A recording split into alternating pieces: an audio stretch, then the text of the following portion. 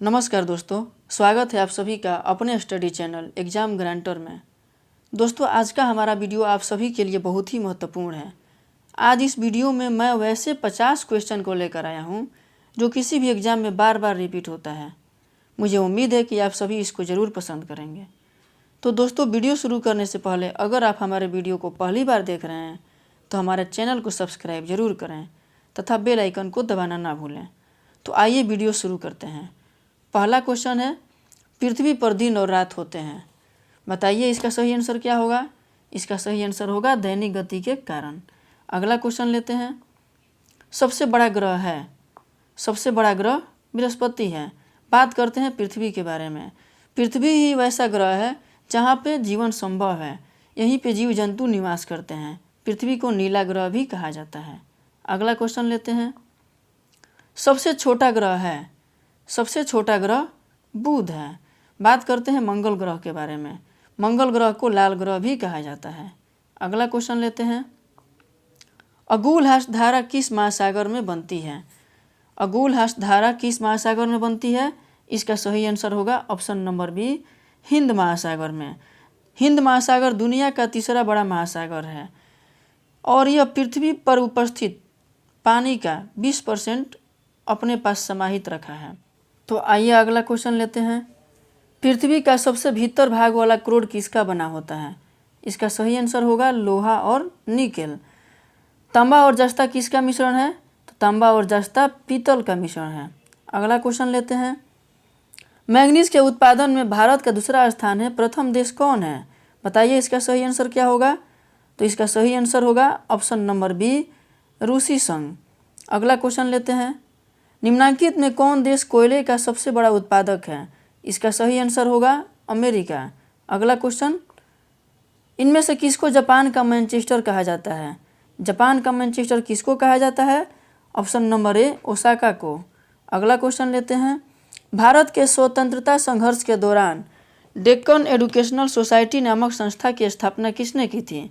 इसका सही आंसर क्या होगा, बताइए आप लोग इसका सही आंसर क्या होगा। क्वेश्चन नंबर 9 का इसका सही आंसर होगा बाल गंगाधर तिलक। अगला क्वेश्चन लेते हैं, 1857 के गद्दर के समय भारत का गवर्नर जनरल कौन था। इसका सही आंसर होगा लॉर्ड कैनिंग।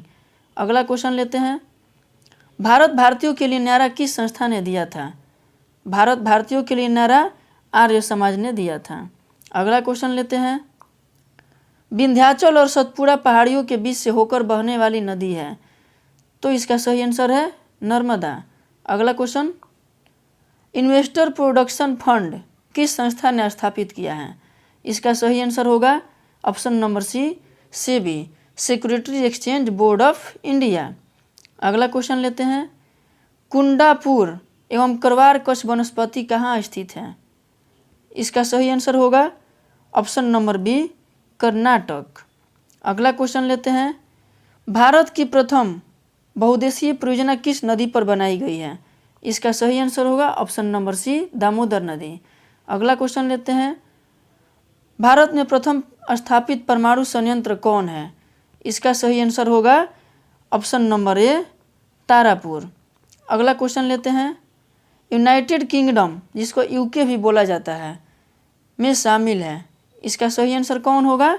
इसका सही answer option number A, England तथा उत्तरी आयरलैंड। अगला क्वेश्चन लेते हैं, आगरा शहर को किसने बसाया। आगरा शहर को सिकंदर लोदी ने बसाया। अगला क्वेश्चन, राष्ट्रीय प्रतीक के निचले भाग में उत्कीर्णित शब्द सत्यमेव जयते किस संदर्भ से लिए गए हैं। इसका सही आंसर होगा मुंडकोपनिषद। आइए अगला क्वेश्चन लेते हैं, अशोक के शिलालेखों की लिपि क्या है। अशोक के शिलालेखों की लिपि खरोष्टी है। गुरुमुखी लिपि की बात करें तो गुरुमुखी लिपि पंजाबी भाषा में लिखी जाती है। इसका उपयोग पंजाबी भाषा को प्रदर्शित करने के लिए होता है। सिखों के एक दूसरे गुरु अंगद ने इस लिपि का रचना किया था। बात करते हैं देवनागरी लिपि के बारे में। देवनागरी लिपि हिंदी में लिखी जाती है। अगला क्वेश्चन लेते हैं, बिहू निम्नलिखित में से किसका लोकप्रिय उत्सव है। बिहू किसका लोकप्रिय उत्सव है। इसका सही आंसर है असम। अगला क्वेश्चन लेते हैं, विवेकानंद रॉक मेमोरियल कहाँ स्थित है। बताइए सब इसका सही आंसर क्या होगा। इसका सही आंसर होगा ऑप्शन नंबर डी, तमिलनाडु। अगला क्वेश्चन लेते हैं, महात्मा गांधी को राष्ट्रपिता के रूप में उल्लेख सबसे पहले किसने किया? बताइए आप सब, इसका सही आंसर क्या होगा? इसका सही आंसर होगा option number A, Subhash Chandra Bose. अगला क्वेश्चन लेते हैं, प्रथम गोलमेज सम्मेलन कहाँ हुआ था? तो प्रथम गोलमेज सम्मेलन लंदन में हुआ था। आइए अगला क्वेश्चन लेते हैं, देश का लौह पुरुष किसे कहा जाता है? तो देश का लौह पुरुष सरदार पटेल को कहा जाता है। बात करते हैं जवाहरलाल नेहरू के बारे में। तो जवाहरलाल नेहरू हमारे प्रथम प्रधानमंत्री थे। क्वेश्चन आता है कि महात्मा गांधी को महात्मा किसने कहा? सर्वप्रथम महात्मा किसने कहा? तो महात्मा गांधी को 12 अप्रैल 1919 को रविन्द्रनाथ टैगोर ने एक पत्र लिखा था। उस पत्र में उन्होंने गांधी जी को महात्मा कहकर संबोधित किया था, तब से उनके नाम के साथ महात्मा जुड़ गया। अगला क्वेश्चन लेते हैं, महात्मा गांधी को अधनंगा फकीर किसने कहा था? महात्मा गांधी को अधनंगा फकीर चर्चिल ने कहा था। बात करते हैं जिन्ना के बारे में। तो जिन्ना को पाकिस्तान का संस्थापक माना जाता है। हिटलर जर्मनी का शासक था। आइए अगला क्वेश्चन देखते हैं, महात्मा गांधी निम्नलिखित में से किससे अधिक प्रभावित थे? तो महात्मा गांधी सबसे अधिक प्रभावित किससे थे बताइए आप लोग? इसका सही आंसर होगा लियो टॉल्स्टॉय। लियो टॉल्स्टॉय के बारे में बात करें तो यह रूस के एक सम्मानित लेखक थे। अगला क्वेश्चन लेते हैं, महात्मा गांधी का जन्म कब हुआ था?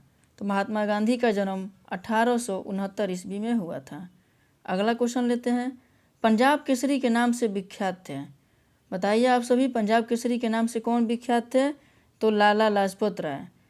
गुरु नानक के बारे में बात करें तो ये सिखों के प्रथम गुरु थे। और गुरु गोविंद सिंह के बारे में बात करें तो ये सिखों के अंतिम गुरु थे। अगला क्वेश्चन लेते हैं, निम्नलिखित में से कौन सी गंगा की सहायक नदी नहीं है? इसका सही आंसर होगा स्वर्ण रेखा, क्योंकि सोन, गंडक और कोसी तीनों गंगा की सहायक नदी है। अगला क्वेश्चन लेते हैं, किस राज्य की सीमा चीन के साथ जुड़ी हुई है? इसका सही आंसर है अरुणाचल प्रदेश। अगला क्वेश्चन लेते हैं, कितने वर्ष के पश्चात राष्ट्रीय जनगणना होती है? तो इसका सही आंसर है 10 वर्ष के पश्चात। लेकिन बात करते हैं कि प्रथम जनगणना कब हुआ था? तो प्रथम जनगणना 1872 में लॉर्ड मेयो के शासनकाल में हुआ था। लेकिन दूसरी जनगणना और नियमित जनगणना, जिसको नियमित जनगणना भी कहा जाता है, 1881 ईस्वी में चालू हुआ था। उसी समय से हर साल 10 साल के अंतराल पे जनगणना होती है। अगला क्वेश्चन लेते हैं, काजीरंगा राष्ट्रीय पार्क स्थित है। काजीरंगा राष्ट्रीय पार्क कहाँ स्थित है? काजीरंगा राष्ट्रीय पार्क असम में स्थित है। अगला क्वेश्चन लेते हैं, ऑपरेशन फ्लड संबंधित है। ऑपरेशन फ्लड किससे संबंधित है? तो डेयरी विकास से। दूध का आयात गलत है, क्योंकि इसमें डेयरी विकास यानी दूध के उत्पादन को बढ़ावा देना है। अगला क्वेश्चन लेते हैं, धान की खेती के लिए उत्तम मिट्टी कौन सी है? तो धान की खेती के लिए बताइए आप लोग कौन सी उत्तम मिट्टी है? तो धान की खेती के लिए उत्तम मिट्टी दोमट मिट्टी है। अगला क्वेश्चन लेते हैं, कौन से भारतीय शहर हैवी इलेक्ट्रिकल से संबंधित हैं? कौन से भारतीय शहर हैवी इलेक्ट्रिकल से संबंधित हैं? इसका सही आंसर होगा भोपाल। अगला क्वेश्चन लेते हैं, राणा प्रताप सागर संबंधित हैं। तो राणा प्रताप सागर जल विद्युत से संबंधित हैं। अगला क्वेश्चन लेते हैं, पृथ्वी और सूर्य के बीच अधिकतम दूरी किस तिथि को होती है? इसका सही आंसर होगा 4 जुलाई। और न्यूनतम दूरी कब होती है? तो 3 जनवरी को। अगला क्वेश्चन लेते हैं, भारत के राज चिन्ह में प्रयुक्त होने वाला शब्द सत्यमेव जयते किस उपनिषद से लिए गए हैं? इसका सही आंसर होगा मुंडकप निषद। आइए अगला क्वेश्चन लेते हैं, गायत्री मंत्र किस पुस्तक से लिया गया है? इसका सही आंसर होगा ऋग्वेद। बात करते हैं सामवेद के बारे में। सामवेद को भारतीय संगीत का जनक कहा जाता है। अगला क्वेश्चन लेते हैं, हिंदी किस लिपि में लिखी जाती है? तो हिंदी देवनागरी लिपि में लिखी जाती है। आइए अगला क्वेश्चन लेते हैं, ब्राह्मी लिपि को किसने स्पष्ट किया? इसका सही आंसर होगा जेम्स प्रिंसेप। जेम्स प्रिंसेप ने 1837 ईस्वी में सर्वप्रथम अशोक के शिलालेख को पढ़ने में सफलता हासिल की थी। अब तक कुल मिलाकर अशोक के 40 अभिलेख प्राप्त हुए हैं। जेम्स प्रिंसेप आर्किटेक्ट वैज्ञानिक होने के साथ साथ हिंदुस्तानी संगीत का गजब जानकार थे। इन्होंने ही पहली बार वजन मापने वाली ऐसी मशीन बनाई थी जिससे धूल का भी वजन मापा जा सकता है। अगला क्वेश्चन लेते हैं। राष्ट्रीय विज्ञान दिवस मनाया जाता है, बताइए आप सब इसका सही आंसर क्या होगा। तो राष्ट्रीय विज्ञान दिवस 28 फरवरी को मनाया जाता है। अगला क्वेश्चन लेते हैं। राष्ट्रीय खेल दिवस किस दिन मनाया जाता है। तो राष्ट्रीय खेल दिवस 29 अगस्त को मनाया जाता है। अगला क्वेश्चन लेते हैं। कंप्यूटर साक्षरता दिवस मनाया जाता है, इसका सही आंसर होगा 2 दिसंबर। अगला क्वेश्चन लेते हैं। केंद्रीय उत्पाद शुल्क दिवस कब मनाया जाता है। तो केंद्रीय उत्पाद शुल्क दिवस 24 फरवरी को मनाया जाता है। अगला क्वेश्चन है। हिंदी दिवस किस दिन मनाया जाता है। तो हिंदी दिवस 14 सितंबर को मनाया जाता है। अगला क्वेश्चन। शिक्षक दिवस किस दिन मनाया जाता है, इसका सही आंसर क्या होगा बताइए। आप लोग बचपन से पढ़ते और सुनते आए होंगे, बताइए इसका सही आंसर क्या होगा। इसका सही आंसर होगा 5 सितंबर। अगला क्वेश्चन क्या है। किसान दिवस किस दिन मनाया जाता है। तो किसान दिवस 23 दिसंबर को मनाया जाता है। तो दोस्तों आज के लिए बस इतना ही। उम्मीद करता हूँ कि आप सबको मेरा वीडियो पसंद आया होगा। पसंद आए तो लाइक, शेयर तथा सब्सक्राइब जरूर करें। धन्यवाद।